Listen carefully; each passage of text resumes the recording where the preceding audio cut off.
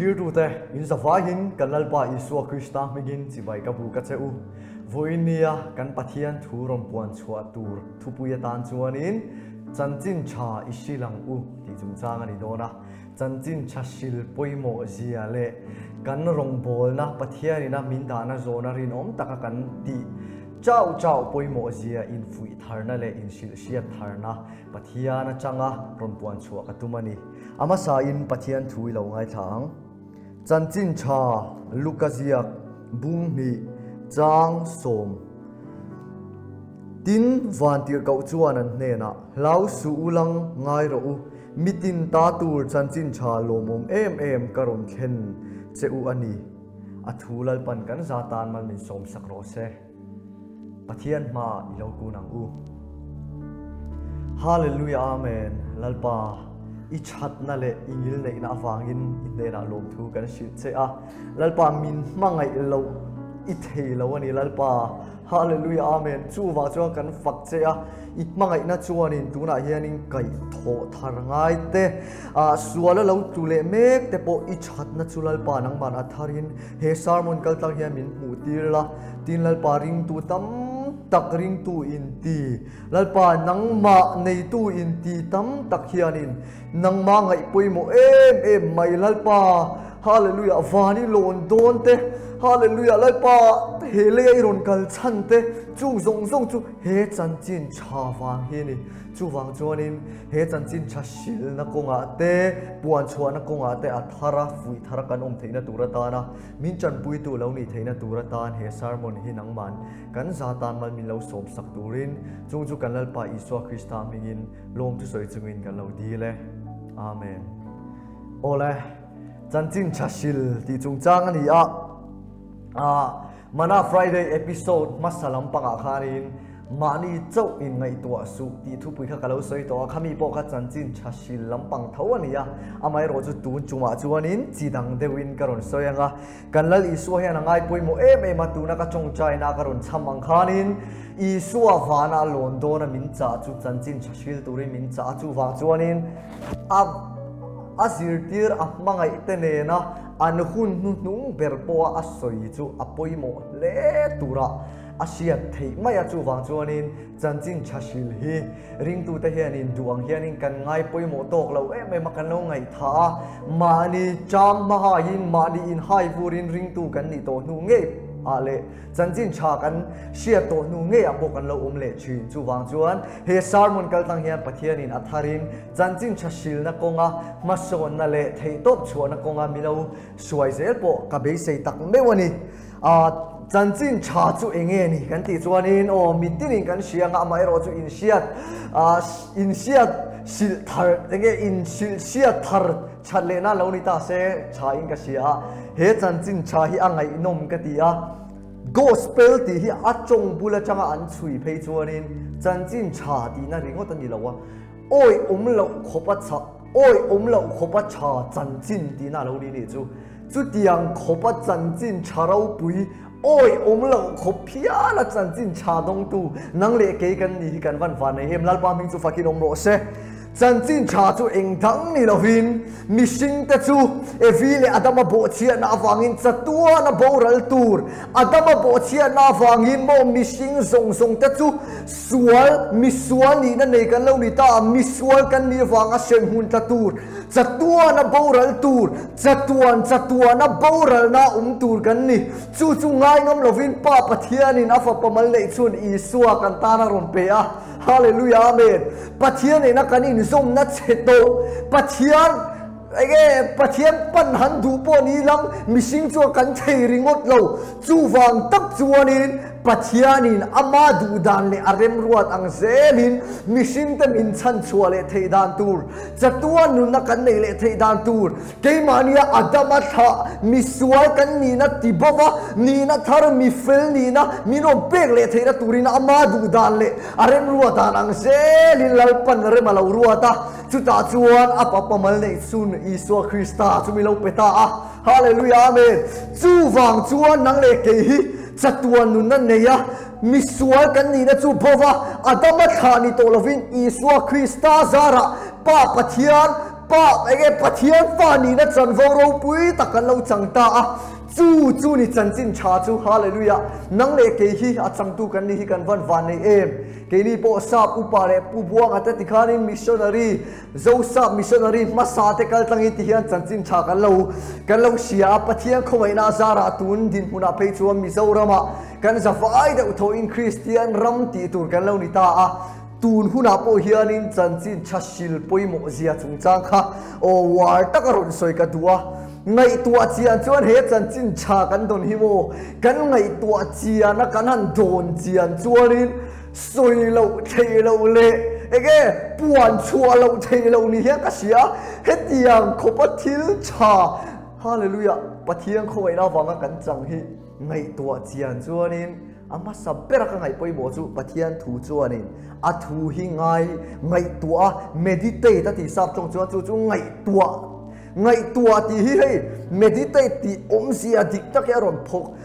chuak zo em o hi ka ti china ngai tua tuk ril ruwa da char ti na ni chu chan chin chasil le isu krista kan chunga chat zia hi mo kan ngai tua na salut tu kan ni chuan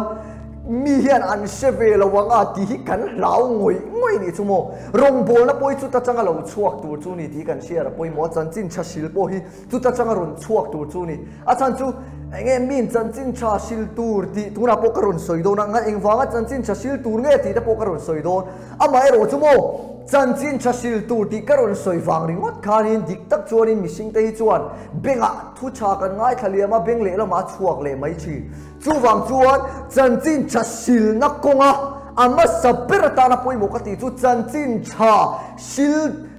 cha i sil du ni chuan nang ma khan chan chin cha a then masak phot angai ni ti hi kangai poi mo khop maya nang ma chan chin cha a then masak lova nang ma he chan chin cha thu tak lal isu krista hian a eral phot che ni lo chuan nang ma changa thin lung taka lalpa changa chuak tharau bo ve na le mangai na thin lung kha i nei the ngai don lo ni chuwang chuan chan chin chasil tu ti kan sia a i lo sil ve tu ri chuan a masa pera he chan chin cha hi nang ma i churi la khan a then masak ngai ni ti hi lo ngai enge kan ngai poi mo a chul khopin ka sia a ting ma nia he chan chin cha lo khen ton nu ngei po hian ni tin lalpa ni na in pol na nung mi china ka soyang deuh khan lalpa ni na in lai chi na le in pol na hi kan vong nung reng lo ni chuan eng ang pon ring tu ni to in chan dam ni to in he chan chin cha hi chang to ma ilang kha chan chin cha puang chuak thei tura ke ma ni a hian phur na le tha thau na hi lalpa na run da thei lo eng fa nge lalpa ke ma ni lo vin mo lalpa hian ani chan chin ege tharau bo hi ve ya tharau bo te hi mangai ni chuwang chuan lalpa mangai na thin lunga changa he chan chin chai kan sil theina tura tan chuan mangai tu pathian pula han kan na sanga mangai tu pathian en kan leng du na sanga chu ta chuan ama chu mangai na ni wangin kan thin lunga mangai na lo lei lu tanga chu mangai na wang zok chuan mangai na chuan min tir luin lo thei lovin mo ti mang mo kan ko wa tangin he chan chin chai kan lo ngai thei pha do ni chu wang chuan chan chin chasil na ko nga cha bi pani om chu eng mo kan ti chuan ama sabera nang ma chan chin cha thlen phot angai apani na nang ma chan chin cha thlen to nu pon ni tin lalpa ne na in pol na nung ki i ngai poi mo lo chuan chan chin chasil na ko nga i phur na te i tha thau na te kha soi na lo tat niam ma do na chuwang chumi alo khenga ni phei chuan ring tu ini dan tu ni lo ring tu khai lak le buai thak taka khanin kan lo chua le thei pha china ni chu wang tak chuan he chan chin chasil hi ring tu kan ni na nga kan ring tu nun ti fam kim tu ti pui king tu ni ti po kan sia ta cha ome ani le eng wangin nge chan chin cha chu sila chul na chan eng wangin nge chan chin cha sil chu angai em na chan ti pathian thu chang karon soyenga point paru karon ziak chuaka bible chang ne karon tha zela chu wa chuan bible chang kha karon chiar na sade udona o milo enge bible ava bina sa veilo ti ta khanin o insia thiam na kalo dir masani se ama sapera eng wangi nge chan chin cha kan silang kan ti chuan pathian thu oi na ani mo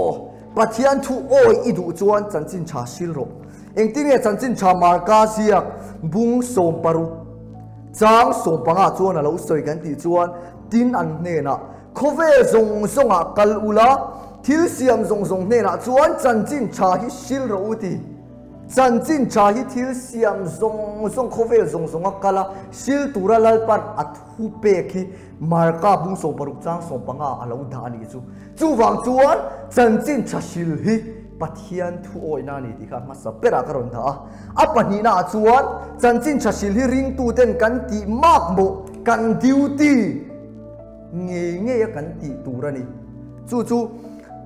korin khwa mi ten hena tir ko pola le khathon pakhat na bung kwa chang som parukwa khan chiang takin alo in zia ka chanchin cha sil ma ilang chuan tu reng ka nei si lo ti mak mo ka chunga in ngat ani si a chanchin cha sil suila ka chung api don si a lo ti hian ani engwange tir ko pola ni ti hian a soi kan ti chuan tir ko pola hian mo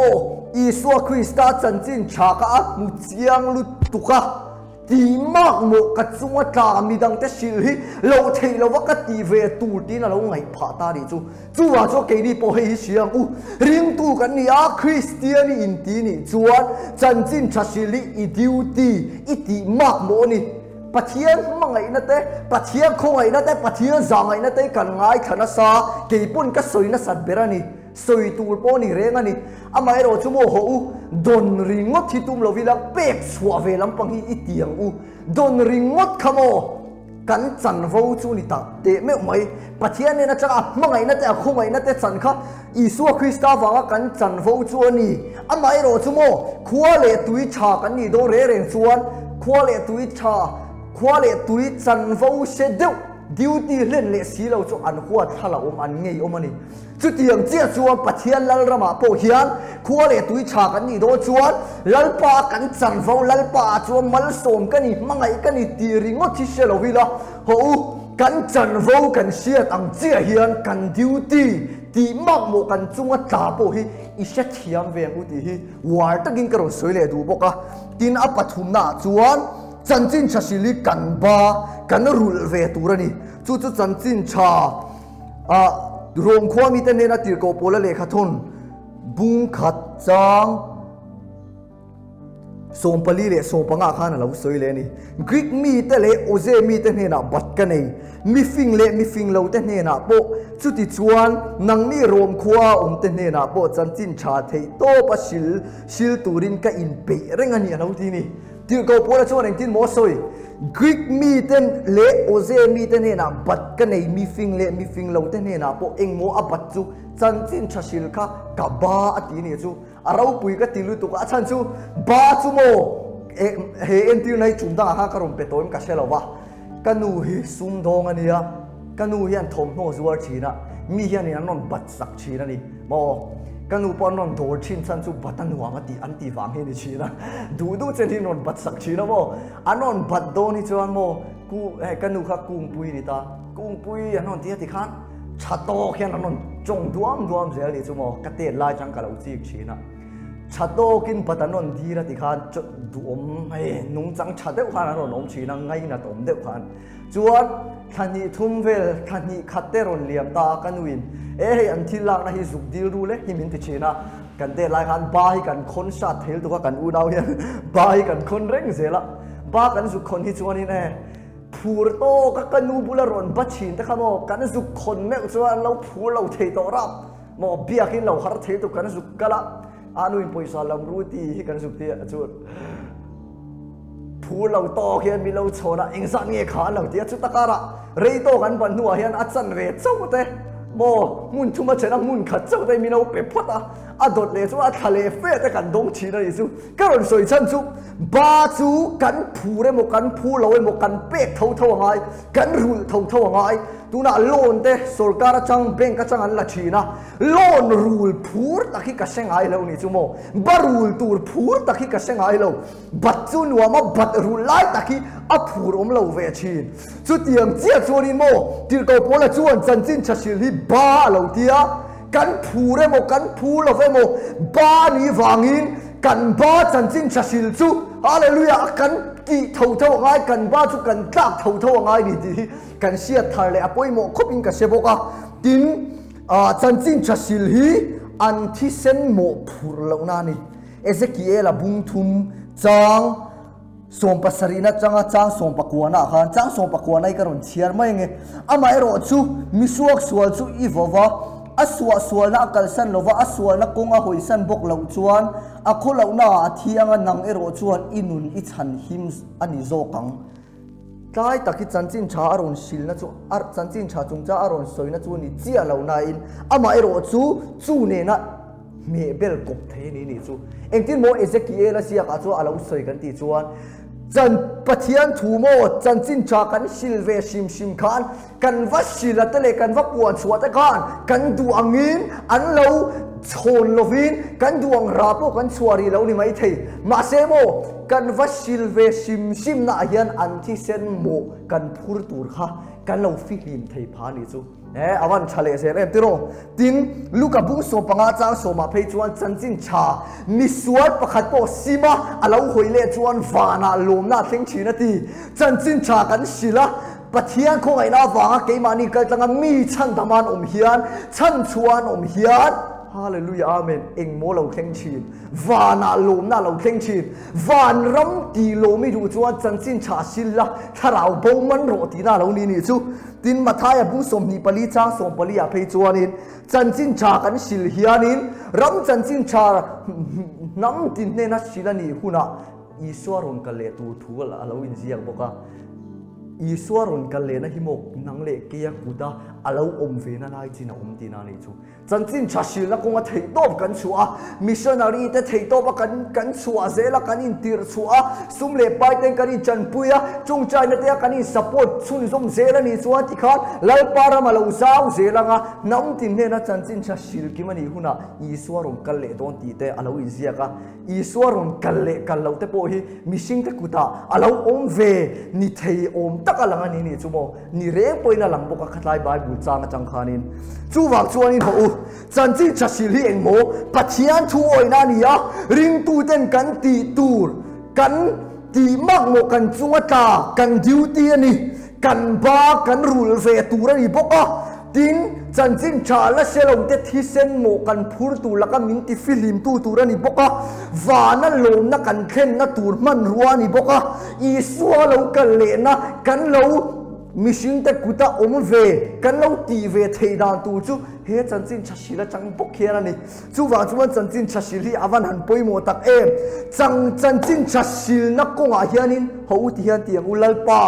enge min da na zone he chanchin chasil tu hia ring tu zong min ko veka tu emo tv glawnia o chanchin chasil tu hian tu emo tv glaw ti siang u la siam tu chuanin ka du eme makaron siaranga chang lina hianin alaming kha khovel suala bo nu tlan chuak le turin reverend h leng nu ta phua khania chang lina thi karil ru khoi khop maya kalau seta lalpa isom na o hi Christian tin missionary tan min ko ka hlan che ka nei zong le ka taksa ka nun na ne ita ka ni thi senin min lei to si lo ti ni Christian tin missionary tan min ko ti awan dik tak chanchin chasil Yesu Christa chanchin chasil le athu puan chua hi mo tu emo ti tur a missionary te ti tur ani lo ring tu inia Yesu nei tu ni to phot chuan he chanchin chasil hi mi song ring tu te song ina kan ti tur ani ti hi kan share ban poimo take Christian tin hi lalpan missionary turi min kawani chuwang chuan chanchin chasil hi mo kan pe lo kan phu lo wa in mat lo ti siang u min tir tu hi mo aphur ema thu min pe tu hi aphur ema chuwang kal zok tu kan ni kan phur na in ngata rong bola chanchin chasil tur kan ni lo jona te po kha ka ngai tua pathianin ninevi khuwa chanchin cha mo an sim lo cho an boral do ni chuwang chua in lam le na chanchin chawa puang turina tita a no wa Jonah no va te chule Jonah khanin awan han hu phur ve tak em tiro a hu phur lu to ka ti khan atlan sia a pum pe la tu ma ngapui ko chunga te an lu pha ti khanin thil sang to ka ato pa chuan avasil ta thau ni Jonah khan mo awan phul lo ve te regem awan pe lo ve te regem ma se mo atir tu phul lu tu ka atir tu khamo atir tu khanin mangai lu tu ka zona kha chuanin an mani mangai na khane lo ma se atir tu na mangai lu tu ka wang khan avakala chuta chuan ni an mani ni ne vi khomi puite po ka chan chua chan na man lo ni kha chu wang chia chuanin ke ni po ho pathia rong bol te hi mo ring tu kan ni to chuan kan phule phulo phur changa ti luai phulo changa re le lua hin ni lo wang u kan phulo ber lai le kan pe lo ber lai pon a thu chuan chan chin cha sil tu ra min tia wang zo kin ke mani phu na le phulo na kha chu da cha in ho chan chin chai sil zelang u chan chin cha sil dan tur kong sang toi te ron soi chuale ron o point sang ron soi le ka tumanga ama sapera chuanin chan chin cha sil dan konga ka ngai san per ka kan tiang e chu ve chuaka la se ngai lo te ne na chan chin cha wa sil hi ni he chan chin cha sil dan hi chu ka da sang chung nung lor laka pathianin ka chong enge mi lo ngai dom se kan tiang e pathian na wanga mi lo ngai tu ve tu te mi lo ngai sang der ve tu te po lal pa wang chawin an lo ong thina ni chu ma se mo nang chu rongi bo sia thei to pi chuan on ti te ka sak mui mai se li chu a chan chu eng wang e ke aya be na salu tuk missionary a pen chuaka thil zong kal sanalal pata na in pe an tam lu tu kara ke heta bo nie diktak chuanin se tam tak tuar chuanin mi mu phak lawa hianin thil sang se tuar chuanin rong kan bol ve te me umai amai ro chumo kan se tor na ailet fe atuara lalpa chanchin chat ka au puya la se ngai lo te ne na fe chuaki tam takan oma hianin mi ne na hen lo ti ka du china ni min lo ngai lu mi lo ngai sang ani pon khai ka lo me ma se missionary te kal pel hian mi lo ngai sang nge ti ka lau china ni chu a chan chu turang la ya phei chuanin han ti ve khang lang ila ke ni ai no pang zo hetiem media kan lo thu kan lo soi ve te chuanin diktak chuan mi zo rama christian ram kan nia pathian tu sil te chu mo diktak chuanin ngai san kan hlo ni chu mo soi de top bila enge kat kalau chong sual chuan lalpan min ngai dam se ngai san te kan lo du sak te kan lo a fak te kan lo ni chu amai ro chu mo kan ai no pang te hian in lo sia se ka ti em chu ke po he media hi lalpan min da na zone ni ka sia da wang sawa run hetianga rong bol hi kan ni chu diktak chuan ka du than na in ti do ni lang mo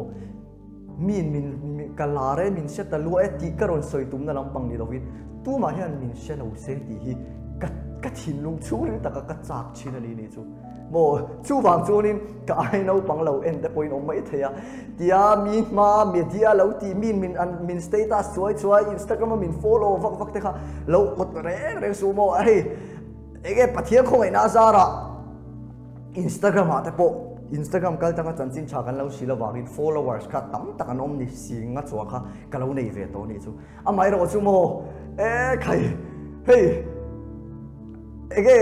mana followers nga kan lo chak ve thail tu kan no pan lain ma se mo alo ni lo apoi mo ber chu mo lalpa ni na kan len tu na he ta tu ma min siat pui lo lalpa nen fian rial kan ne ya lalpa min pol na khamo kha ka ro pui ber thil tang song aya nuang ka ti ber le ka ngai hu ber chu lalpa ni na kan len tu na nun hi an ni chu chu wang chu ni thil tang song ai fian rial chong chai ni min huwa lo rong bol te media a thu soi te po o a chalu tu ama ero chu khami ma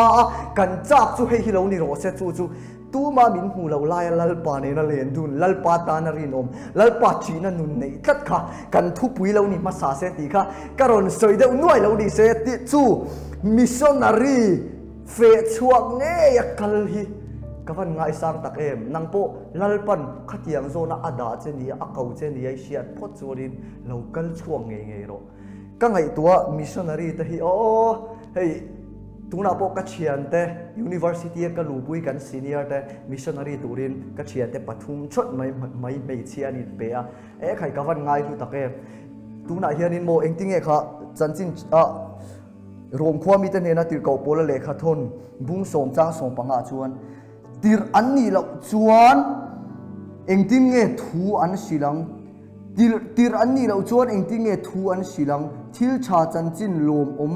khen tu te ke chu avamoi em ti zia kan si a ti te chuanin cha som palina ani le anrin lova chu engtin nge an lamang an athu an sia lova chu engtin nge an ringang thu sil tu lovin engtin nge an sia dang tu na hianin mo chanchin cha dong tura lowin enge lo min vek to tam tak ma se I swala she si lo hi tam tak anomani ti sia I lang chu wa chu ho u he khovela he ring tu kan ni chu mo he khovela kan la ve chan chu lal pa de na leng tu le chan chin cha sil ba ki dam chan kan nei to lo chu mi ba ka dam chan dang I lo zo ni chu I buai le nga nang ma buai na le nang ma har sa na in siam cho pa le ring tu nun fam kim lo bok khai lo zo do ni chu wa chuan lal pa ni na len du le chan chin cha sil chau hi nang le ke he khovela kan chan le kan dam chan ani to ni ti hi kan thin lunga hian lo riak reng se ka van ti tak em ke po tiang ka tia tu lai chu a dap pi lo ti mai theya ram thi ma te ka chuak ve thei si lo wa mi te angin chanchin cha ka sil ve thei bok si lo wa chu wang chuanin ti dan ka sia ka ti ta Instagram a hianin ram thim a an zukala vai chong moi lo ni lo se nam dang vai te an tamalom le ka tia ni kum lockdown chung song khan ni tin deuh tho hi chol mi alovin mo kasap chong thiam ang khan I swa chau hi varnam kalna kong ani a I swa te lo cho shem hunin ta don ni chu wang chuan I swa lo pom sam ro uti kha ka phone an ka tai cheu ani chu mo chuan tam to hi ka tai pa kha ni tin hian vai ho hi Instagram ka search hin ani chu ti khan raju ti ta ma raju ti ka kan search tam to hi lo tuar se la ti khan raju ti ta ti khan mo ming sang khan ro nom chewa ni tin som tal hi chu chanchin cha chu ka thon ve china ni chu mo engting e lalpan ra lo chua zel don chu ka chelo ni kum tluan de tho khan lockdown chu zong khan ni tin ka soi so lo chuan a average in cho ruala lakin ni khata mi som ang zel mi san kha chanchin cha I suwa chanchin kha ka wa sil ve sim ani chu mi te angin ram thima ka chuak ve thei si lo wa ka tia chu wa chu nang po lo ti ve lang ka duwa enge I thin lunga lo lang ani phot chuanin ti dan mi lo zo la chumi pathian thu ka thon chin ta po chu ka ron copy paste ve chenga ni khata pathum tal emo vai an tam lut tuk mo muslim ten tam lut tuk tin hei mani pai chu ka nuizal tu ka celebrity ta kha ka Zayn Malik ta kha mo he pa hi muslim ani khan tia khaya chu ti chu ataka chanchin cha in silna khwa hi kolawe mai ka tia a Instagram ate khani ka message ka chu a mu ka ring chwa lo ba se chanchin cha ka wa thon ve sim ani chu abhial nu kha fa nei nu kha gg hadith ta kha ka wa thon ve la mo chu ri tu e kha boxer lar de kha khabib ta kha mani chu ka wa thona a in la muslim lu tu kha pa phei ka chu muslim lu tu kha khai an sa khwa ka kawa musiding kawa diria me tina ni lo ma se mo Christian na changa zirtir na le thu tak om chun chu Iswa Krista chau hi nia sa kho dang kha musidin vanui so tur ka ti ni lo ma se mo sa kho dang ma apo Iswa Krista hi kan chan ngam turani tunla ya mitam taka kan zoram thalai te singa po sa kho dang po a chave ka lom wa pathian pakhat vek kan bia ti ang zirtir te ya ron chuang na sa tolu tu chung chu Christian kalphung ani lo ti kan sia na poimo Iswa Krista chau hi kong le thu tak le nun na ni a Iswa Krista kal tang lo chuan tu ma fan da man kal thei lo pan mu don lo ti hi kan sia thar kha poimo le boka soi tu ra tam khop mai chan chi chasil pi ka phei chuan karonin bua sai po hianin kan ziak de mol mai ni chu mo pathian awang chawin he thu pui hi chu ka tui na ve ni a chum dang ate po chan chi chasil episode dang ate po pathian re mati ni chu karon ti chuak lenga tin fe chuak a ram thima rong bol tur missionary in oma tin full time in va fe chuak kher lo Mizoram chunga mani veng le khwa a pastor te speaker te missionary le tikhan thil sang full time alal pana kaule te ponom chu po chu ro pui takani tin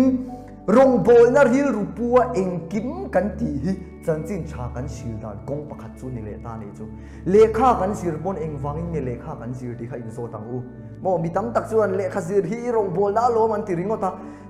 lekha sir ka rong bol na ring ani ringot lo lekha sir azir chan kha enge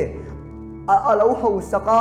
mo in le lo chatak te la din theina na lekha lo zir vak vak ani chu kha kha rong bol na ni re lo mani chang ma hai na chang a lekha zir na ni ma se eng ting e a lekha zir na chu rong bol na lo chanang kan ti chuan he ka zir na mang hianin ka thian pakhat po mani status ka mu ka du khop mai ma ka zir puinia tu na he thil ka zir chan chu nakina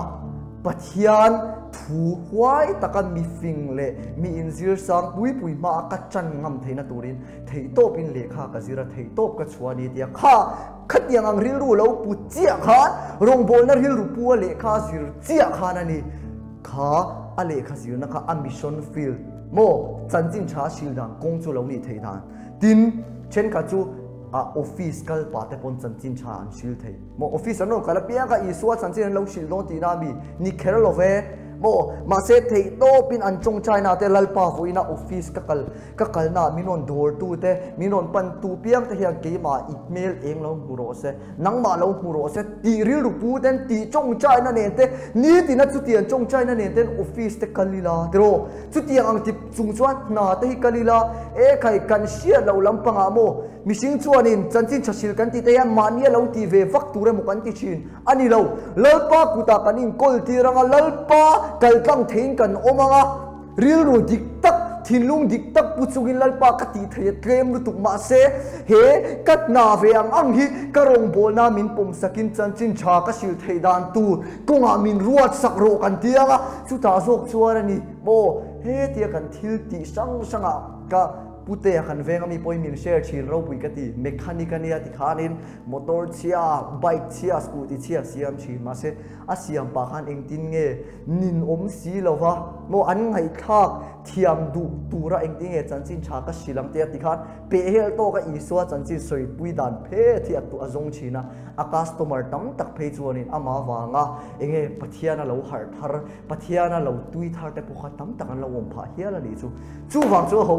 rong bol na ril rupu in rong bol na thinlung pu in kan zir na te kan na te ni tina kan ti tu lalpan kan ko fa da te hi iti zela u chu ta chuan ani kan na te khamo kan chanchin chashil na lo chananga wana po lo man kan no khol thei pha tu da tu chu ni lalpa min chu fakin om ro se tin tu lai pe chu lockdown lai ne depression anxiety sang te kha na salutu counseling ngai te mo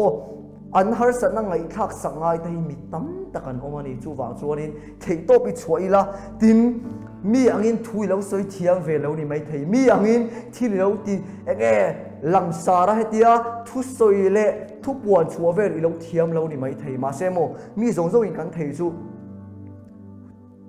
thu tai pi kan thei ve kan ni chu mo whatsapp ate ri mo kan ve zong chu du tu kan soi thei ni kan type thei ni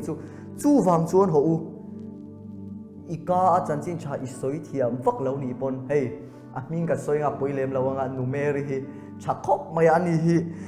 mi angin ani pon tiana ti chin thu soi hi ka thiam ve lo thu soi hi ka chak chin ka soi buai vek zela tia amai ro chu thu soi thiam lo wa ma se ti dan kong ron zon chu mo WhatsApp ayan tam to ka thinlunga pathiani na da ka type chua feka ti khanin a thon dara chumi kal tang chuan mi tam takin mal som na no changa khatiang khan ho lockdown la hian mi tam tak har sa na nei te in ti hlum mai du te khatiang kha an tam lut tu kani chu ke nge po minon pe tu chan se lawan om ve ni chu wang chuan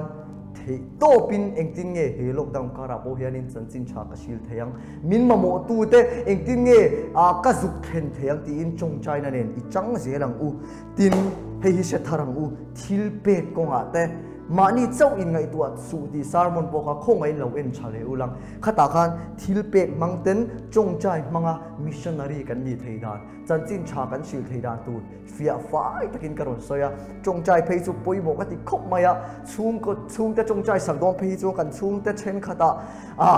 piang thar lo deuh ni kan sia phei chuan thu han sil fucking ti ngai na hi alo wang chi sia chung khat phei chu lalpa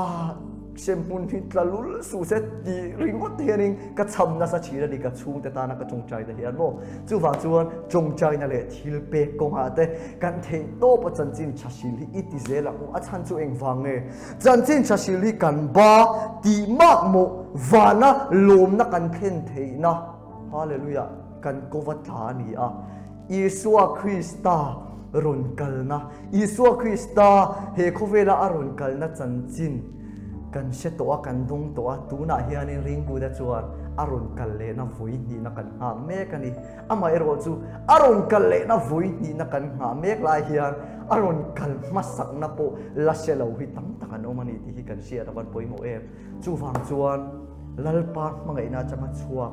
chanchin chasil na rong kan bol theina turin chanchin cha keima ania thlengse lalpa thu hi ngai toilang kan chunga lalpa thatna na salut tukle miswal ten om lutuk min ngai dama min khong aya min pomna kan ngai to na sa ni chuan lo thei lawa chanchin chasil turin min noranga khang chanchin chasil dan kong sang sang karon soitele tharau thiari min in thilunga thoda nang zelin ho chanchin chasil na konga hian thei top choin chanila zelang u athulal pan kan zatan man som sakro se amen.